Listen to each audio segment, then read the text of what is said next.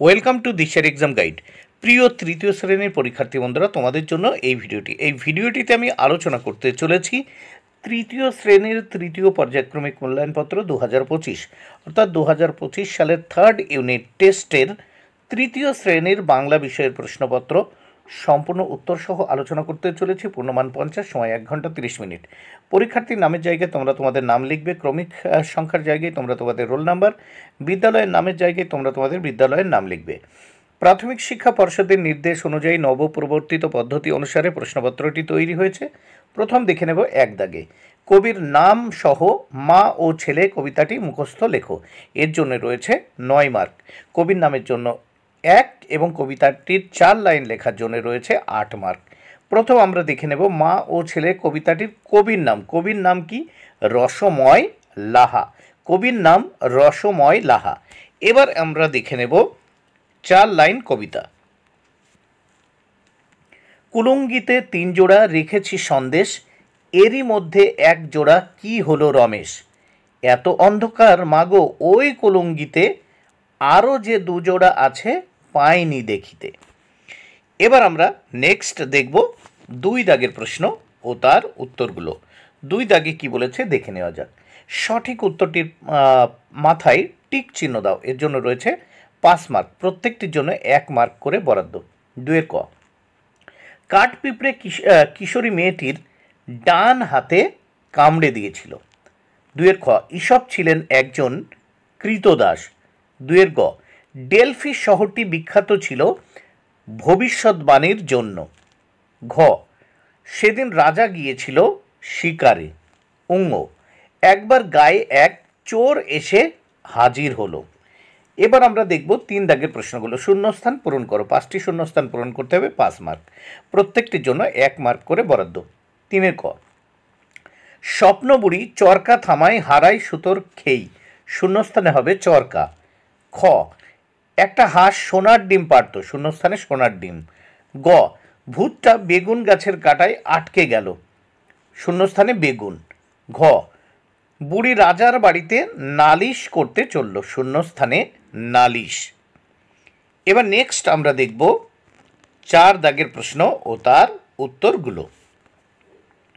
4 দাগে কি বলেছে দেখে নেওয়া যাক। নিচের প্রশ্নগুলির এক কথায় উত্তর লেখো। 5টি প্রশ্ন উত্তর করতে হবে, 5 মার্ক। প্রত্যেকটির জন্য 1 মার্ক করে বরাদ্দ। 4 এর ক।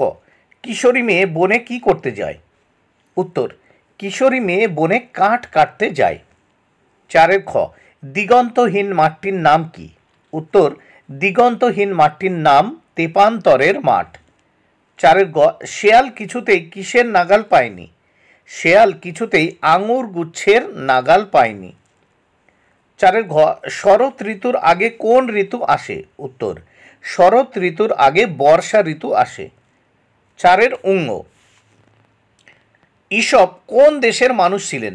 উত্তর। ঈশপ গ্রিস দেশের মানুষ ছিলেন।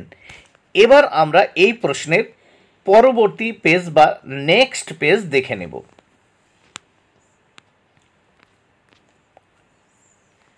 নেক্সট পেজ দেখে নেওয়া যাক।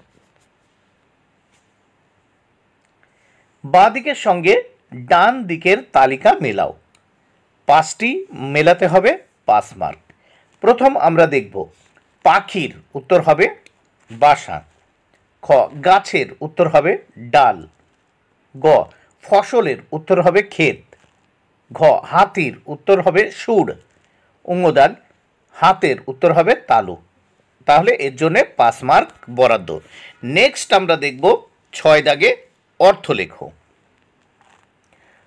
4টির অর্থ লিখতে হবে, 6 মার্ক। প্রত্যেকটির জন্য 1.5 মার্ক করে বরাদ্দ। প্রথম 6 এর ক। সদ্গুণ মানে সৎ চরিত্র। খ। নিষ্ঠা, নিষ্ঠা মানে একাগ্রতা বা আন্তরিকতা। গ। অজ্ঞান মানে জ্ঞানহীন বা সংজ্ঞাহীন। ঘতে বেজায়, বেজায় মানে মাত্রাতিরিক্ত বা খুব। এবার আমরা 7 দাগের প্রশ্ন দেখে নেব। নিচের প্রশ্নগুলির উত্তর লেখো। 3টি প্রশ্নের উত্তর করতে হবে, 9 মার্ক। প্রত্যেকটি প্রশ্নের জন্য 3 মার্ক করে বরাদ্দ। প্রথম আমরা দেখে নেব 7 এর ক। কাঠবেড়ালি রেগে গিয়েছিল কেন? উত্তর। কাঠবেড়ালি রেগে গিয়েছিল কারণ বনে কাঠ কাটতে আসা মেয়েটির হাত থেকে কাটারি পড়ে গিয়ে তার ছোট্ট লেজটা কেটে গিয়েছিল। 7 এর খ। ভূতের চেহারা কেমন ছিল? উত্তর, ভূতের চেহারাটা ছিল ড্যাবরা ড্যাবরা চোখ, থ্যাবড়া থ্যাবড়া নাক আর ফিনফিনে ফুরফুর, হাত নেই পা নেই, ধর কাটা নড়া ছটকানো ভূত। নেক্সট আমরা দেখব গদাগ। গদাগে কি বলেছে দেখে নেওয়া যাক। রাজার বাড়িতে যাওয়ার পথে পান্তা বুড়ির সাথে কার কার দেখা হয়েছিল? উত্তর, রাজার বাড়িতে যাওয়ার পথে পান্তা বুড়ির সাথে বেলতলার বেল, গোবর, খুর এবং শিঙি মাছের, এখানে শিং লেখা হয়েছে, এটা হবে শিঙি মাছের দেখা হয়েছিল। পান্তাবুড়ি রাজার কাছে নালিশ করতে যাচ্ছিল কারণ একটি চোর রোজ তার পান্তা ভাত খেয়ে যেত। এটা হবে শিঙি মাছ, এখানে শিং লেখা হয়ে গেছে, শিঙি মাছের সাথে দেখা হয়েছিল। এবার 8 দাগে যে কোনো একটি অনুচ্ছেদ লেখো, এর জন্য রয়েছে 6 মার্ক বরাদ্দ।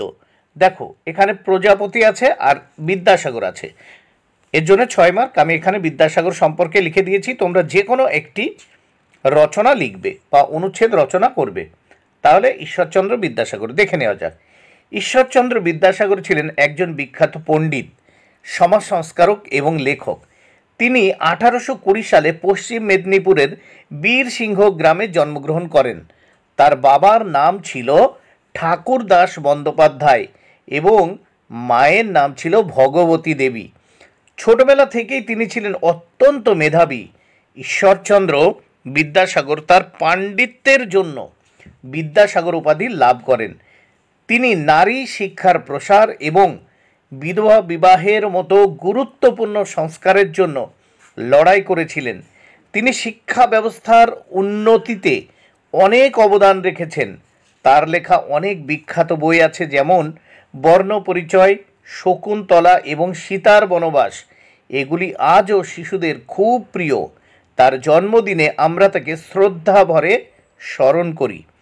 বন্ধুরা, ভিডিওটি ভালো লাগলে অবশ্যই লাইক, কমেন্ট ও শেয়ার করো।